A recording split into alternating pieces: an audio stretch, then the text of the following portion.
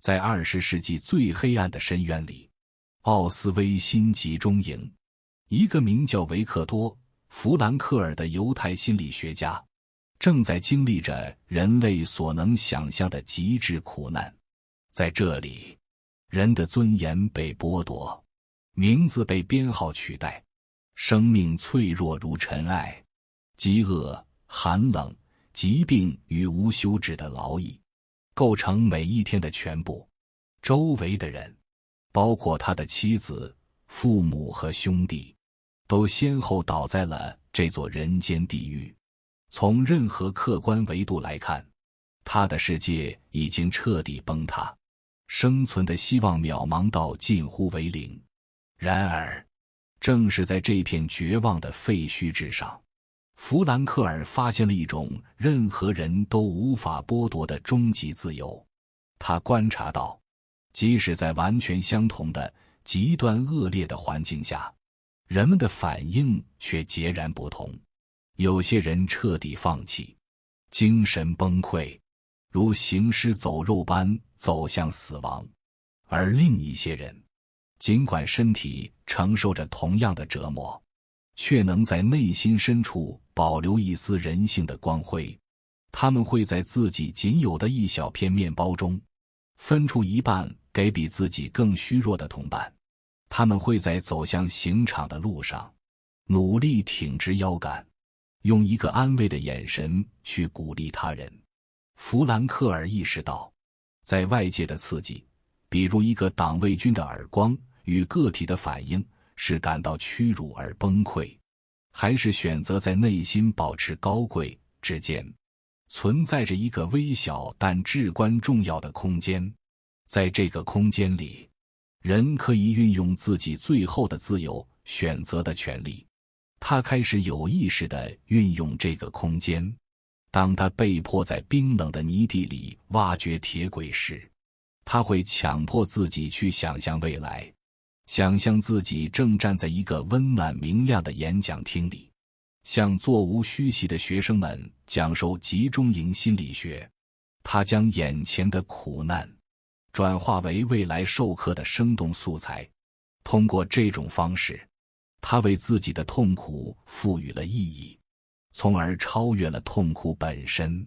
他后来在他的不朽名著《活出生命的意义》中写道，人所拥有的任何东西都可以被剥夺，唯独人性最后的自由，也就是在任何境遇中选择自己态度和生活方式的自由不能被剥夺。弗兰克尔从人间炼狱中带出的这个发现，正是我们今天要探讨的核心，一种强大的正念之力，一种在逆境中保持觉知与选择的能力。它并非虚无缥缈的唯心主义，而是一种可以被后天习得的极其重要的生存技能，也被现代心理学称为元认知 metacognition， 以及衡量其水平高低的逆商 adversity quotient AQ。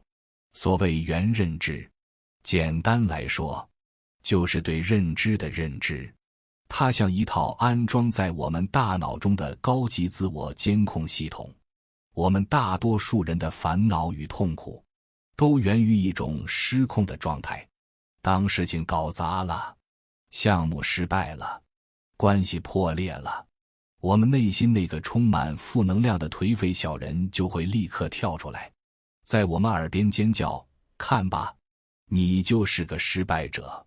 你永远都做不好任何事，一切都完蛋了。这个声音是如此真实，以至于我们立刻就认同了它。我们的情绪被它劫持，身体感到疲惫，对未来看不到任何希望。于是，糟糕的结果强化了我很糟糕的念头，而这个念头又引导我们做出更多消极的行为，导致更糟糕的结果。我们就这样陷入了一个不断自我否定的莫比乌斯环，一个难以挣脱的囚徒困境。而原认知的作用，就是在那个颓废小人开始咆哮时，系统中那个冷静的监控者会立刻被激活，他会跳出来，一把揪住那个小人的衣领，对我们说：停，请注意，你现在感受到的一切痛苦、沮丧与绝望，并非来自于失败这个客观事件本身，而是来自于你对这件事的诠释，来自于我是一个失败者这个念头。这个念头不是你，它只是一个念头，就像天空飘过的一朵乌云，你可以选择不看它，不认同它，只是静静地观察它，然后让它飘走。当你能够做到这一点，你就完成了从当局者迷到旁观者清的关键一跃。你不再与那个负面念头扭打在一起，而是抽身出来，将所有的精力重新聚焦于我现在可以做什么这个具体行动上。这就是跳脱出自我否定陷阱的唯一路径。正如作家米兰·昆德拉所言，除去生理之外，你所感受到的痛苦都是你的价值观带给你的，而非真实存在。这句话残酷而精准。外界的事件本身是中性的，是我们的价值观和信念系统为它染上了各种情绪的色彩。创业失败，对于一个将永不失败视为最高价值的人来说，是毁灭性的打击；但对于一个将探索与学习视为最高价值的人来说，它只是一次成本高昂的市场调研，一次宝贵的数据采集。想通了这一点，我们就能理解为什么人与人之间最大的区别并非智商、情商，甚至不是资源和背景，而恰恰是逆商的水平高低。我们必须承认一个基本事实，人这一辈子绝大多数时间都是在经历失败与不如意，事与愿违才是人生的主旋律。商业世界里，创业成功的概率可能不足 10%， 科研领域 99% 的实验都可能以失败告终。亲密关系中，误解与摩擦远比完美的和谐更为常见。人生本质上就是一场在逆流中前行的航程。面对同样的逆流，不同逆商水平的人会活出截然不同的人生版本。低逆商的人会陷入被动受苦的模式，在他们看来，困难和挫折是纯粹的、毫无价值的折磨。他们像是被现实的铁堆一遍遍捶打的老牛，步履沉重，苦不堪言。工作仅仅是为了换取薪酬的，不得不忍受的劳役。他们从未想过，这份工作本身就是一个提升自己解决问题能力、构建抗风险能力的训练场。他们在关系中受挫，便认为是对方不够好，命运不公，却丝毫享受不到从冲突中洞察自我、提升沟通智慧的乐趣。他们的人生是一场消耗战，不断被逆境磨损，